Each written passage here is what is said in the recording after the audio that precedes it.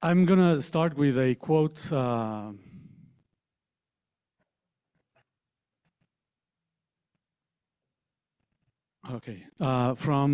is from the New York Times, I think from last week. It's about the fight between OpenAI and Microsoft, and in particular a clause in the contract that they signed concerning the concept of artificial general intelligence. It says the contract contains a clause that says that if OpenAI builds artificial general intelligence, or AGI, very vague definition here, roughly speaking, a machine that matches the power of the human brain, Microsoft loses access to OpenAI's technologies. The clause was meant to ensure that a company like Microsoft did not misuse this machine of the future, but today, OpenAI executives see it as a path to a better contract, according to a person familiar with the negotiations. Under the terms of the contract, OpenAI could decide when AGI has arrived. Pretty scary scenario, but I mean, it's interesting that then one of the persons who commented on this for New York Magazine says, it's kind of awkward that Microsoft accepted this clause. I mean, they have very good lawyers. So, and I was explain a second why this is not just gossip. This is interesting concerning the, I mean, if there's questions during the Q&A about the legal aspects of this, legal standing is very different from agency. I will focus mostly on agency, epistemic agency, but here's what they say about this. One problem with the conversation around AGI is that people disagree about what it means to match the human brain, how to assess such abilities in the first place. This is the subject of debate. But another problem is that there might have been other motivations here, dominating competitors, attracting investment, supporting a larger narrative, and so on. And this is what is very interesting. Microsoft might have agreed to such a AGI loophole because it didn't take the prospect of it developing very seriously, or it could indicate that the company believed in the durability of OpenAI's non-profit arrangement, and that its board would responsibly, or at least predictably, assess the firm's technology well after Microsoft had made its money back with near AGI. And what is interesting here is, so in this book that Frank mentioned, I have a concept that could be used as this concept of near AGI. And the question is, what is the distinction between near AGI and AGI? Near AGI is supposed to be AI that is very, very near general intelligence. But the boundary between that and AGI is very contentious. And it's contentious in the legal context. That's why I'm mentioning this here. There's a lot to say about this, including that, as probably some of you know, Sam Altman fires Ilya Sutskever after Ilya Sutskever fired Sam Altman. So he's the developer of ChatGPT who was on the ethical board. Okay, so the title of my talk is Two Paradigms of AGI. I'm going to start with the old two paradigms, and then I talk about the contemporary two paradigms. But the old two paradigms are these: symbolic AI and neural nets. I cite Gary Marcus here, well, an idea he has. He thinks of symbolic AI as Kahneman System 2 and neural nets as Kahneman System 1. If you're not familiar with this, Kahneman System 1 is heuristic, automatic, implicit, not subject to reflective introspection, attentive. This is a very important thing for me, attentive, in the sense that attention drives a lot of what happens with System 1. And the idea is that System 2 is like the old AI, rule-based, reflective, consciously accessible, and so on. I think this is interesting, but I don't think it captures what's happening right now in AI. It's just interesting to think of this whole distinction in this way.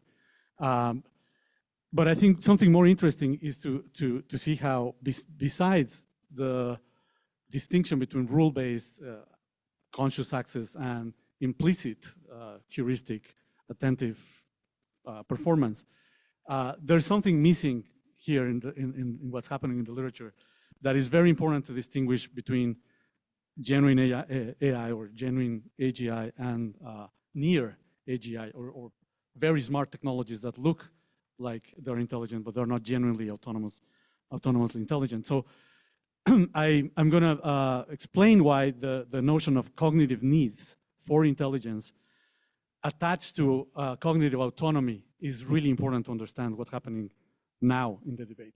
This debate capture along the lines of Kahneman's distinction is not enough, is not sufficient to capture the fine-grained distinction that we need to identify cognitive autonomy of an intelligent system from near intelligence that is autonomous in general. This emphasis on needs is not new. In the book, I explain why it goes back to some people that were thinking about how to provide a naturalistic view of the mind, some of the French materialists. But to not make this too historical, needs are emphasized by the embodied approach as important constraints that are non-arbitrary. They're imposed by the environment. They are hierarchical, and the hierarchy of needs is also non-arbitrary.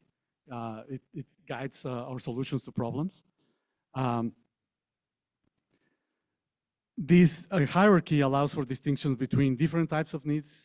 For example, epistemic needs are very fundamental. I spent a lot of time in the book explaining, for example, why epistemic needs, like having a model of the environment, which comes up time and again. I'm going to mention one author that mentions this every time he talks about AI, Jan LeCun. That's one of the epistemic needs of an agent, to have a model of the environment. And not just to have a model of the environment, but a model that works for most purposes. That's part of the notion of general intelligence. But there's other needs. There's, we have presumably something close or very robustly similar to moral needs, empathic needs, needs for recognition. You can even think about aesthetic needs that make our life worth living. And this idea that needs, cognitive needs, are associated with intelligence, in the sense that an intelligent agent is not only solving problems that are very difficult. An intelligent agent is satisfying her needs in a way that satisfies them generally. And that's what makes her intelligent, or at least that's partly what makes her intelligent. But something that I care about this approach is that, the notion of needs, or the idea that needs are important to describe general intelligence, also gives us a way of explaining the relationship between intelligence and dignity. Why we associate intelligence with the dignity of the agent and the autonomy of the agent.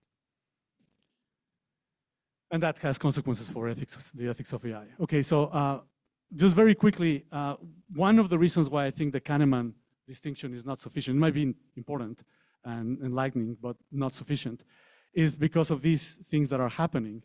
So for example, Andrei Karpathy has this idea of software 2.0, where he says that these systems are so good at optimizing solutions that programming itself is changing. Right? So computer science departments should take very seriously these systems, because the notion of programming, the approach to programming has changed dramatically. And so, for example, he says, now programming doesn't require specific kinds of rule following. Similarly to biological dependent cognition, these systems are approaching solutions in an optimal way without much explicit rule following. So in that sense, the distinction between system 1 and system 2 is just not really capturing this difference. Then Jensen Huang, who is the CEO of NVIDIA, NVIDIA? Yeah, the company that develops the processors of NVIDIA, the processors that are required for LLMs, says that, well, you know, something that has changed dramatically is that you can give human feedback the way you give human feedback to other humans. Even if the system is opaque, the system will take the feedback into account. So this is not just reinforcement learning, it's reinforcement learning that is interactive. there's ways of guardrailing the system. I'm not going to talk much about that because I don't think this is very successful. But one thing that he emphasizes that is really interesting is that the database can become a lot smaller by filtering it with a much smarter database. And this is critical. The new systems have the goal of drawing inferences rather than retrieving information. So he thinks this is what's going to be revolutionary in terms of computer power. A lot of our computer power goes to accessing databases, retrieving the information, kind of like in the old von Neumann memory system of a computer. And these systems are not doing that. That cost, that computer cost of searching and search-like routines is going to go away if we just have these inference-based models, which are not retrieving information, they're generating it. So again, that's where the system 1, system 2 just doesn't capture this difference. Now, these are huge advantages of LLMs, but many people that are designing them and theorizing about them think that they're incredibly limited when it comes to general intelligence. One limitation is, again, the basic understanding of the physical world. This comes up very dramatically in self-driving cars, where they're getting better, but there's nothing like basic human performance. There's the problem of the lack of persisting memory. So yeah, they generate inference. They're good at optimizing solutions, but don't ask them what they were doing, 2 days ago or 30 minutes ago. They're not going to be able to give you a coherent answer the way a human being gives you a coherent answer. There's tricks to get away around this problem, but there's nothing like persisting memory in these systems. If you have a very generous, very broad definition of rationality, they count as rational, of course, because they can give you reasons for what they're doing, especially 4.0 or 4.0. But in general, it would be awkward to call what they're doing inference as defined as mental action, which is the way many epistemologists want to define inference. There's nothing really active mentally going on when they generate this inference, because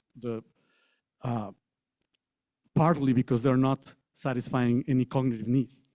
They're optimizing a problem that is imposed from the way the program is designed and the architecture is designed. Because of these problems, some people think that these new architectures are dangerous, or we need to worry about them. We also need to worry about whether or not they lack autonomy or not. There's a big range of views here. So for example,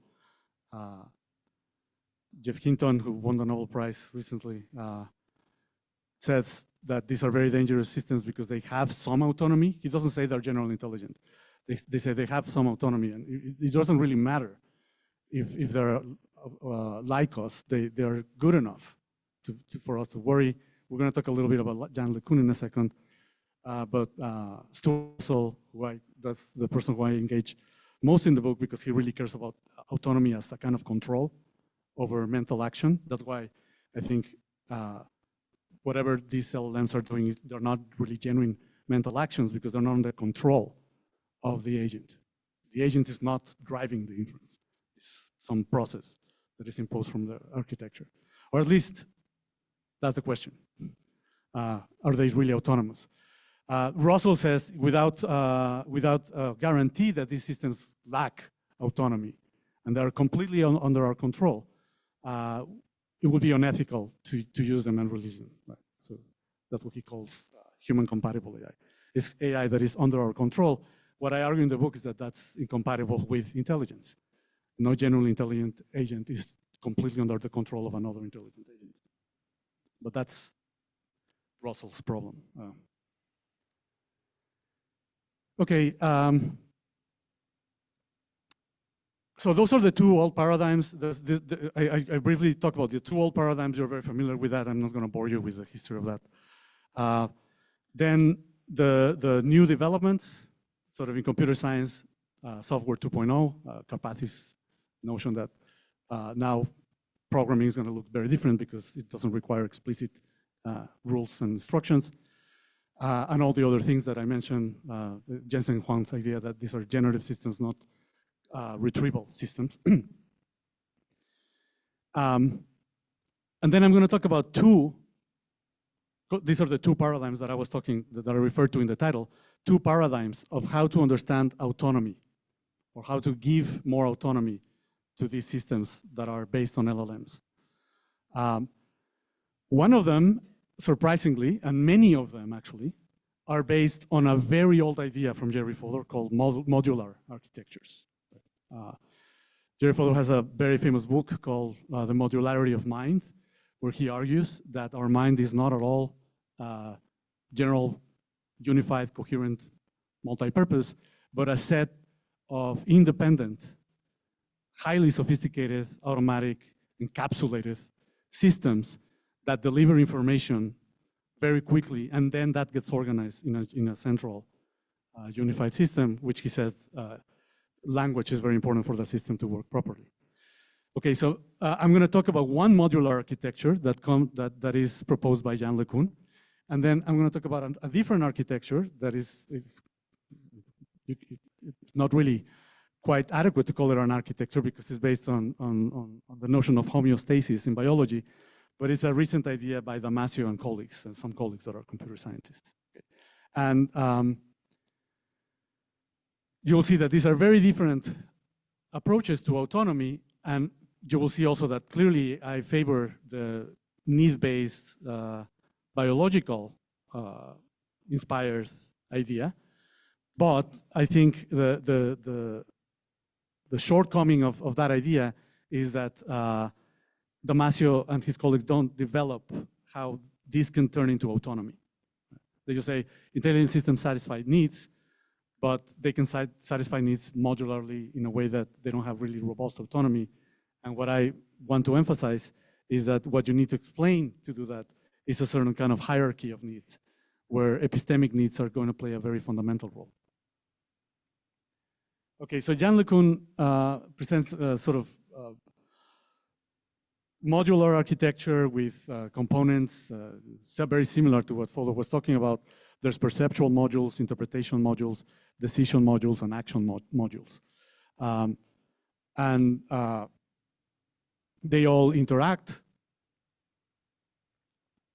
perform very different computations. Presumably they have different, could have different architectures. In his case, he presents this sort of IGPA idea where the modules and the system itself is not operating over pixels, but over abstractions, something like a concept. It's not very clear what he has in mind. But he has a model for this. And one thing I want to highlight about this is his drawing or his image. I took it from the paper where the IGPA idea is presented. And if you look at the model and you're familiar with old models for AI or robotics from the 80s and 90s, it looks a lot like John Pollock's Oscar. John Pollock has a book about how to design an artificial agent, which he calls Oscar. He has 3 books about this, actually. And the arrow that Pollock says is the most important is the perception action arrow. Right? Again, I'm not saying that Jan LeCun is not being original here. I'm just saying IGPA is something probably Pollock never thought about. But the model is very similar to old models. So if you think there's something new about the modular architectures that is giving us new insights just because it's now being applied to LLMs, that's false. I mean, the model itself hasn't changed that much. Right? What is changing is that the LLMs operate on a more massive scale. They don't require much instruction, but we still need some model of the agent. That's the point about talking about Jan LeCun. By the way, Jan LeCun is a computer scientist. He's not a philosopher. John Pollock was a philosopher. Antonio Damasio is a neuroscientist, but very recently, like many people, have now developed strong interests in AI.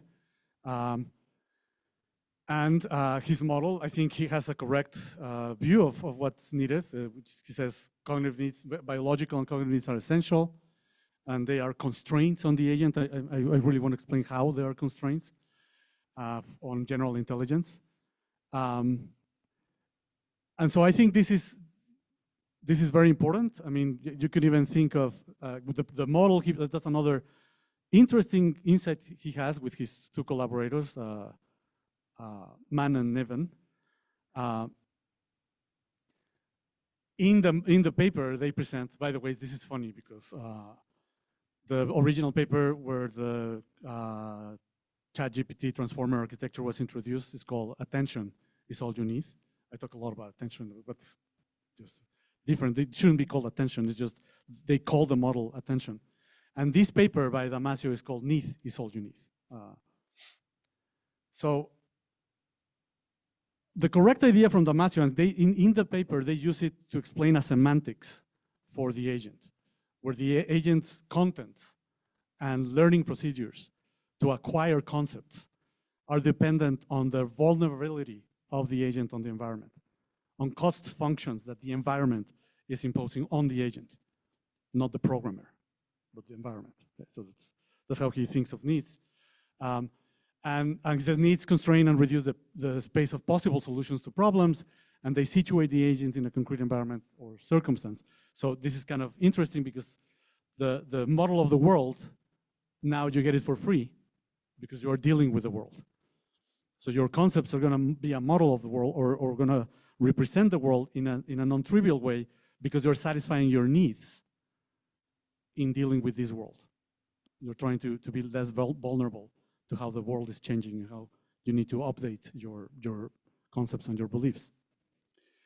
Again, something that I think is lacking in this approach is that they think that this can happen unidimensionally without a hierarchy.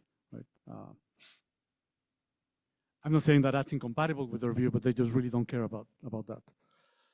Or the notion of autonomy per se. This is from the paper. These are the three authors, Mann, Damasio, and Niven's paper from 2022. At least that's the archive publication date.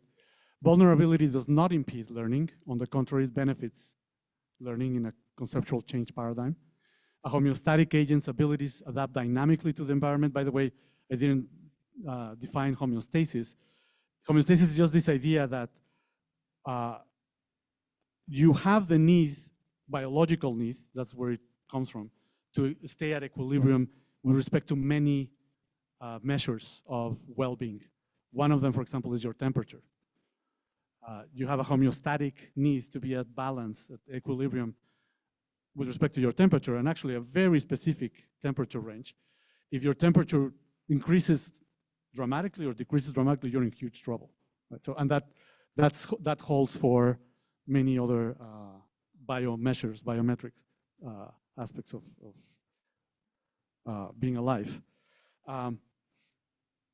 He extends, Damasio extends this idea to homeostatic balance with respect to how well you're satisfying your needs in the environment, vis-a-vis the environment. They go on and say, because of this vulnerability, because agents typically, intelligent agents are typically vulnerable to the environment, they have an immediate interest in the relationship between external and internal models. Right? Kind of like the way Friston thinks about this.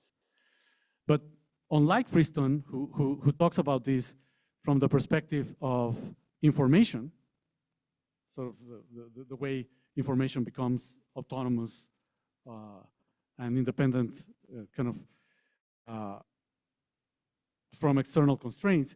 Here, the idea is the agent is satisfying needs, and because of that, there's a need for a match between external and internal models. And they think that this is essential for the notion of fluid intelligence. Okay, so now we're moving on to some more concrete ideas about autonomy that I present in the book. So one interesting thing that is missing, at least in the general characterization from Damasio, but it's also definitely missing in the modular perspective of how to design a autonomous agent is that the agent has a need to integrate many aspects of her cognition, including integrating her needs in a hierarchy. And what is interesting is that one thing that Damasio doesn't talk about, but is very important to understand the notion of general intelligence, is that cognitive needs are attributable to the agent as such. These are needs of the agent, not of the redness of the agent or the heart of the agent.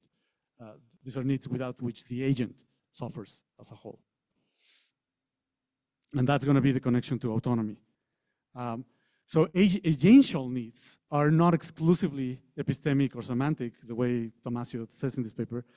Obviously, he knows that they're biological, but the question is, how are those going to be integrated, are going to really specify the constraints on the set of problems and solutions that an intelligent agent needs to confront and needs to solve.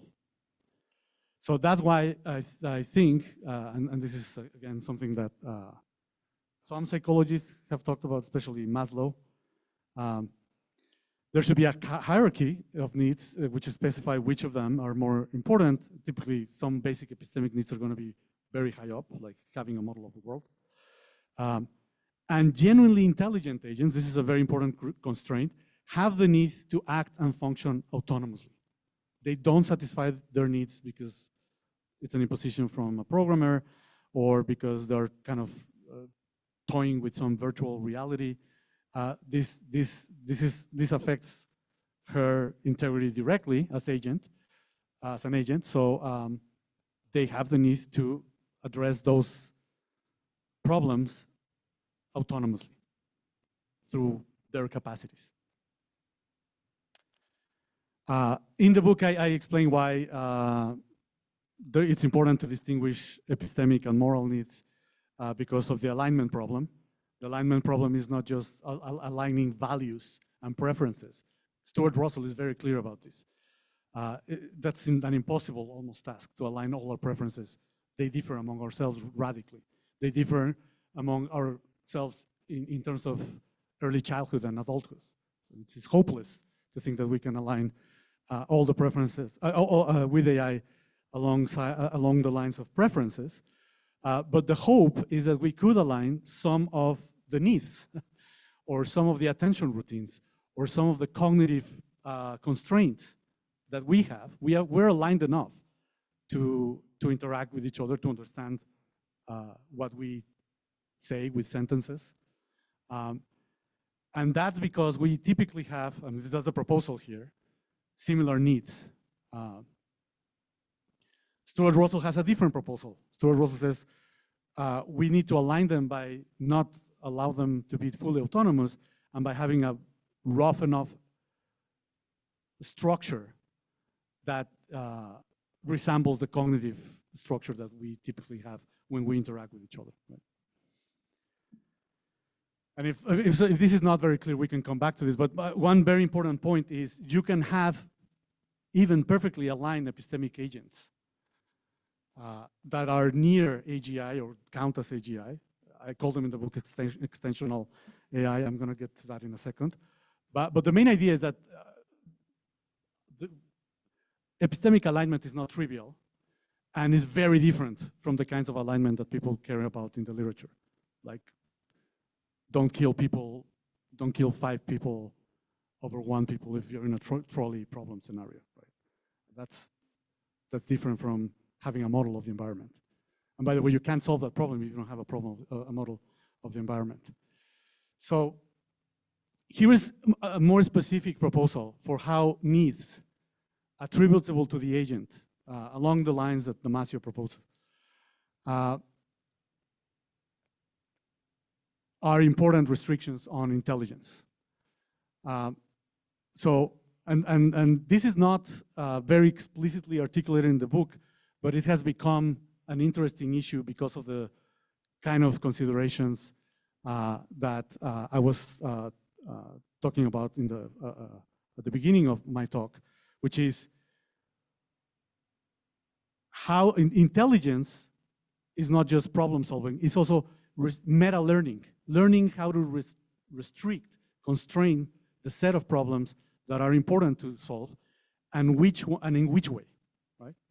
Stuart Russell's example is if I ask an intelligent agent, give me coffee as soon as possible, as fast as possible, and the agent throws the coffee at me and burns me.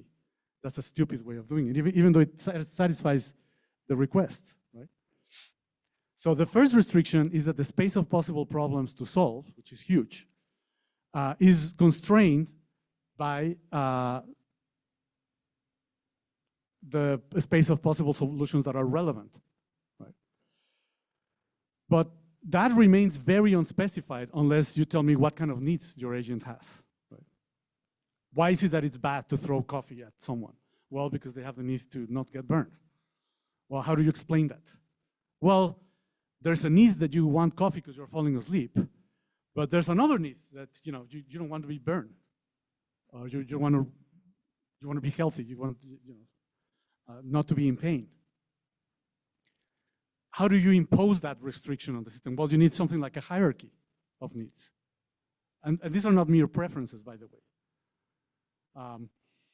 So the second restriction is that this space of possible solutions that are need to be hierarchically aligned, right? And this is the source of the value alignment problem. This is, again, something Stuart Russell discusses, not in these terms, but he's worried about this problem for sure. And another restriction is that the way these problems get classified and the hierarchy gets imposed on which problems are going to be solved, for which reasons, and why, which are the priorities, which problems are a priority, which problems are not, is going to tell you a lot about what are the basic needs an agent needs to work properly as such, as an autonomous intelligent agent. Okay. And again, if any of this is not super clear, we can come back. But the idea is that these are restrictions on sets of possibilities, possible solutions, possible problems. So here's a little bit more, and this again, the idea is that meta learning or learning how to learn is a loop. You create hypotheses and then meta hypotheses about which hypothesis. So here's a hypothesis. This is water. I am thirsty. If you're thirsty, drink water. Okay, yeah, I'm gonna drink that. But if I want to learn which water, depending on my environment, is more easily available and cheaper, I need a second hypothesis, right? If you're thirsty and you're in this context and you don't have enough money, here's how you can get water, right? So it keeps refining the way concepts are applied to tasks, right? So this doesn't have to be 5 stages. This is just an illustration of what's supposed to happen. So first, you acquire information, and there's data classification. LLMs are excellent at doing this. Then there's generation of the generation of theses about problems and how to solve them. LLMs are also very good at this through optimization and data.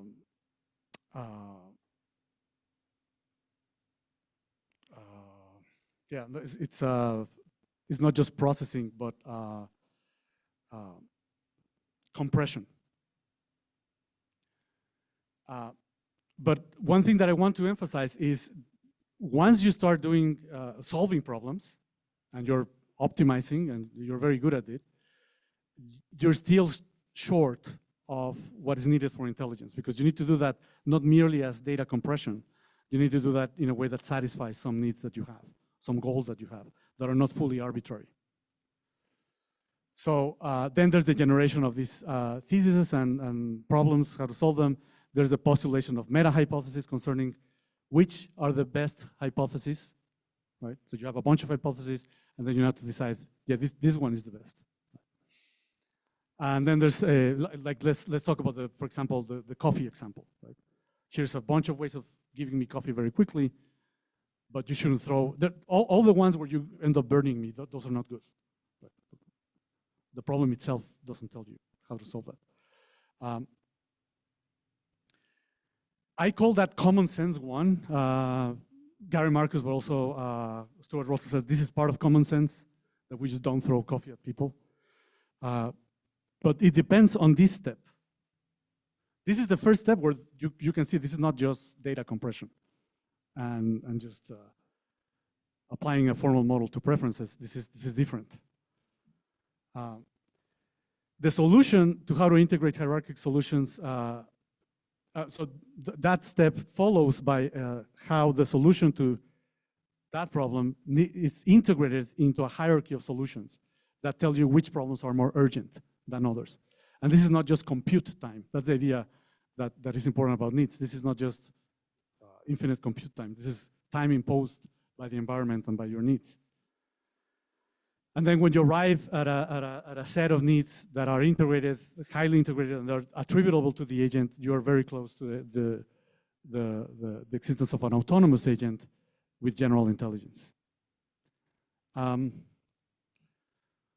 For the interest of time, I'm going to skip this time slide.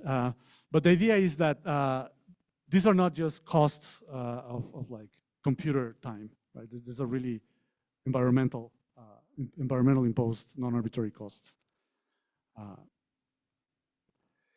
So this is something that is in the book, and it has turned out to be useful to think about. For example, it's useful to think about near AGI as extensional equivalent AI. And the idea is LLMs or intelligent agents that produce very similar results with equal or better reliability, but which lack autonomy. They don't have really needs. They don't have really needs we can attribute to them. And they don't have an autonomous way of solving problems based on those needs. They're going to be very similar to us, but they're not going to be fully autonomous.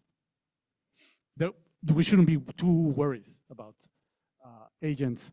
I mean, we should be worried for maybe industrial reasons, but we shouldn't be worried for moral or epistemic reasons. The ones that people really care about are what I call intentional equivalent systems, which are systems that solve problems with equal or better reliability, but because they have a very similar architecture. Even if they don't have an exactly identical architecture, this is very important. They have a similar set of needs that are attributable to them, and they have a degree of autonomy that makes those needs not mere impositions from our design. So again, cognitive allows us to draw this difference between these two types of equivalence, and it may be relevant for the definition of AGI, which is becoming relevant even to interpret this contract between Microsoft and OpenAI. And the philosophically interesting thesis is that if you really want a restriction on spaces of possible problems and solutions that directly appeals to the vulnerability and embeddedness of the agent in an environment, you are going to need something like a hierarchy of integrated needs attributable to the agent to achieve that. You can call them something different, cost functions or cost function prime or star, but they're going to be very similar to what Damasio and I am calling needs. So finally,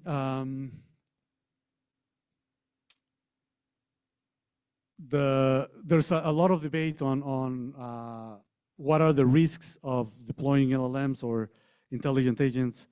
Some of them are very familiar to you, existential risks. Some of them are more specific to how we apply them in concrete situations. One aspect of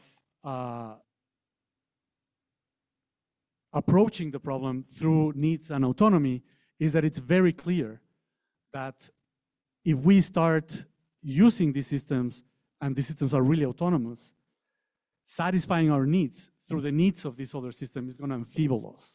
This is something Russell worries about, Stuart Russell.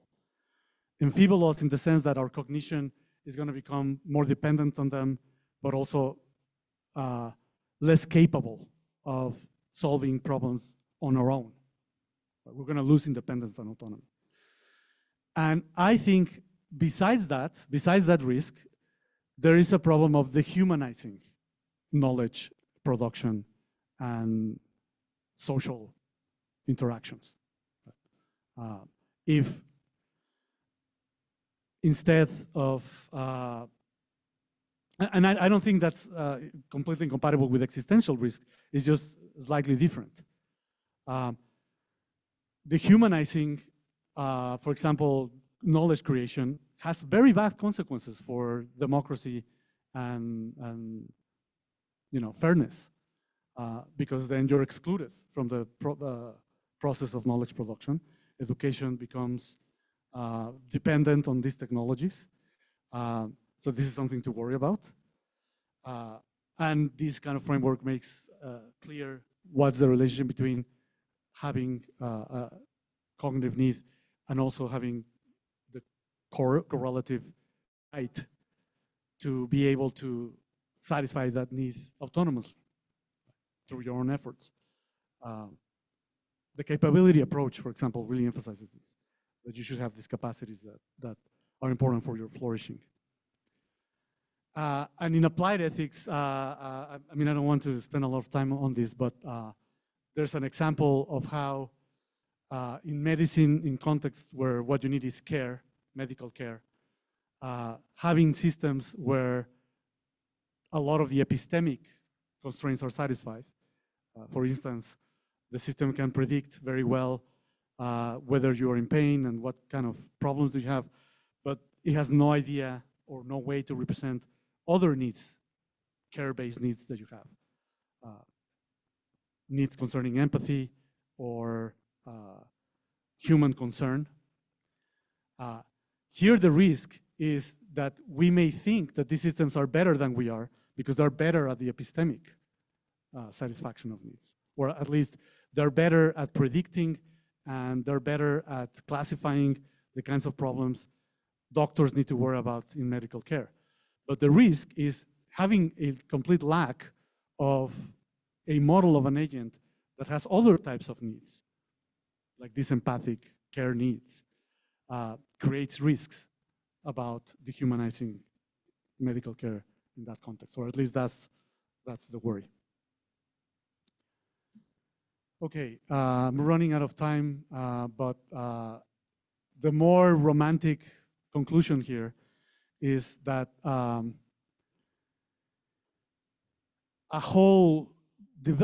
fully developed theory of this seeks to relate knowledge or epistemic needs with freedom and autonomy. And I think that's something we care about in political discourse, but we also care about that in our daily lives. And so there's a potential here for a need-based approach to be further developed with ideas from virtue ethics and virtue epistemology and other strands of epistemology and ethics. It's a flexible enough approach. But the point is that it's not just that we're seeking a notion of general intelligence that appeals to autonomy. It also is important to the kind of freedom that we have as agents.